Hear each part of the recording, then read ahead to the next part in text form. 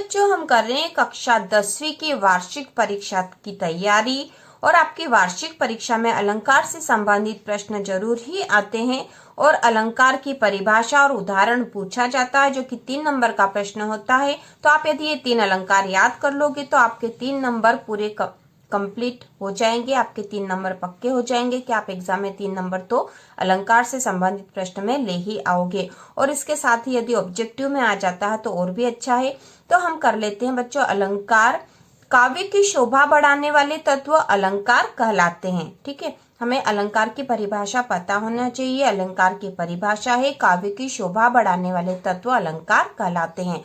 अब पहला अलंकार है अतिशयोक्ति अलंकार। इसका प्रश्न इस तरह से आएगा, अतिशयोक्ति अलंकार की परिभाषा और उदाहरण दीजिए, या फिर अतिशयोक्ति अलंकार की परिभाषा उदाहरण सहित दीजिए। तो यदि ऐसा आता तो आपको ये लिखना है, अतिशयोक्ति अलंकार जहां लोक सीमा का अतिक्रमण करके किसी वस्तु या विषय का वर्णन बढ़ा चढ़ाकर किया जाए वहां अतिशयोक्ति अलंकार होता है।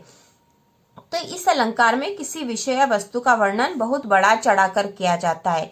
ठीक है, जितना नहीं उससे भी अधिक बड़ा चढ़ाकर किया जाएगा, वहां लोक सीमा का अतिक्रमण हो जाएगा। तो इस प्रकार का जो अलंकार होता है काव्य में उसे अतिशयोक्ति अलंकार कहते हैं। तो जहां लोक सीमा का अतिक्रमण करके किसी वस्तु या विषय का वर्णन बड़ा चढ़ाकर किया जाए वहां अतिशयोक्ति अलंकार होता है। और इसका उदाहरण, क्योंकि हमें ये उदाहरण सहित याद करने, एग्जाम में उदाहरण भी पूछा जाएगा, तो इसका उदाहरण है, हनुमान की पूंछ में लगन न पाई आंख, लंका सारी जरी गई, गए निशाचर भाग। हनुमान की पूंछ में लगन न पाई आंख, लंका सारी जरी गई, गए निशाचर भाग।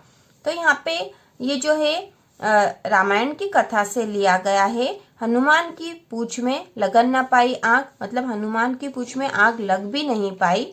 लंका सारी जरी गई, लंका सारी जल गई, गए निशाचर भाग। निशाचर मतलब राक्षस, राक्षस सारे भाग गए, लंका सारी जल गई और हनुमान की पूंछ में आग नहीं लग पाई।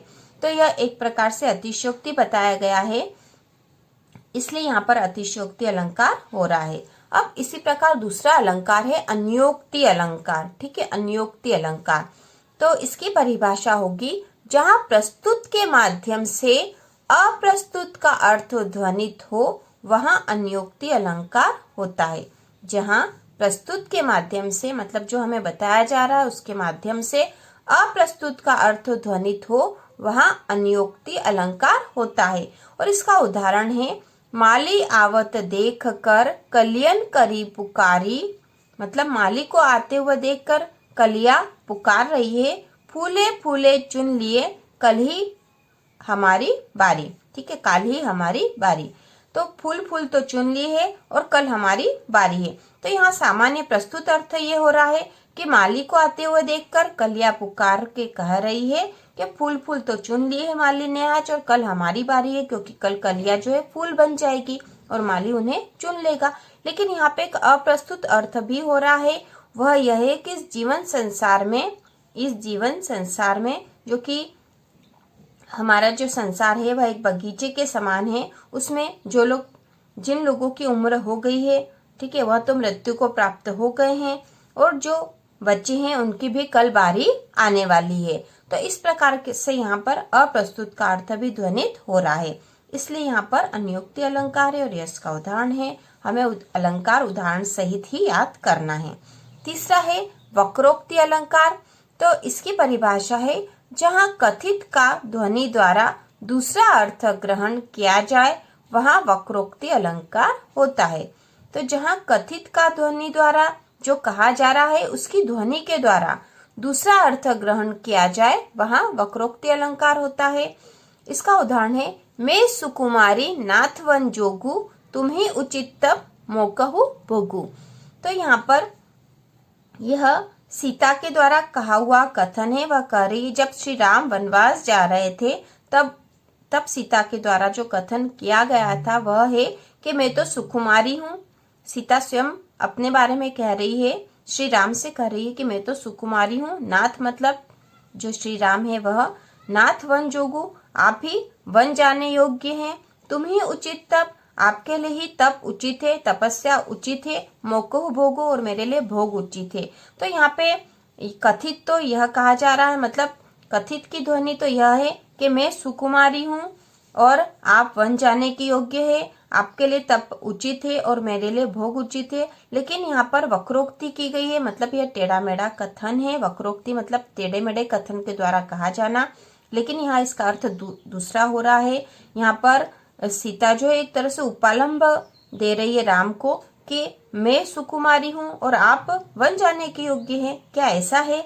और आपके लिए तपस्या उचित है और मैं क्या भोग यहाँ पर करूंगी।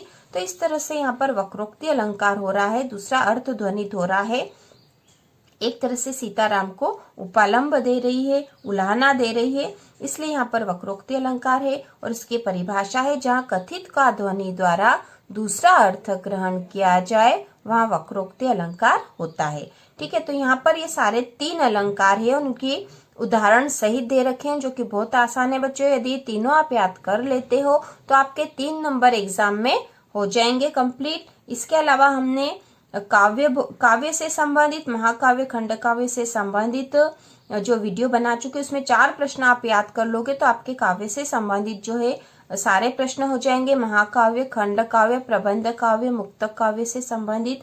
और रस का एक वीडियो बना चुके हैं जिसमें रस की परिभाषा, प्रकार, उदाहरण के सारे जो है आपके प्रश्न पूरे हो जाएंगे। यदि आप दोनों भी देख लोगे तो आपके काव्य के रस से। और यह अलंकार वाला वीडियो है, इसमें अलंकार के प्रश्न हो गए हैं। अब एक वीडियो छंद का आएगा जिसमें आपके छंद से संबंधित जो है चारों छंद आपके उसमें हो जाएंगे और आपके इससे संबंधित सारे जो नंबर आपके पूरे हो जाएंगे, जिससे कि आपके परीक्षा में पूरे में से पूरे नंबर आएंगे। तो इसी तरह के और वीडियो देखने के लिए चैनल को सब्सक्राइब कीजिए।